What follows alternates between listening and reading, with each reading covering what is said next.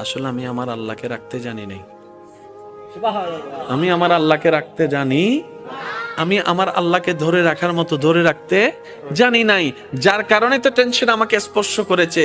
সেজন্য দেখবেন আল্লাহ ওয়ালা যারা হয়, মাথার উপর ছাদ নাই কিন্তু টেনশন ছাড়া মুখে হাসি আছে, পেটের মধ্যে খাবার নাই মুখের মধ্যে কিন্তু টেনশন ছাড়া হাসি আছে, যার উজ্জ্বল দৃষ্টান্ত এই পৃথিবীকে চাক্ষুষ ভাবে দেখিয়ে দিয়েছেন কারবালার ময়দানে ইমাম আলী মাকাম ইমাম হুসাইন রাদিয়াল্লাহু তাআলা, সুবহানাল্লাহ। পরিবার সবাই শত্রুদের তীরের ভিতরে ছিল, তলোয়ারের ভিতরে ছিল, কাফেলার মধ্যে খাবার নাই কিন্তু মুখে কোনো টেনশন নাই, পানি নাই কিন্তু মুখে কোনো টেনশন নাই, পরিবার শহীদ হচ্ছে মুখে কোনো টেনশন নাই। জগৎ জিজ্ঞেস করে, ও ইমাম হুসাইন, এই কঠিন মুহূর্ত আপনি এত খুশি মনে আছেন কিভাবে? ইমাম হুসাইন উত্তর দেয়, আমার মাওলা তো আমার সাথে আছে, আমার টেনশন করার দরকার কি?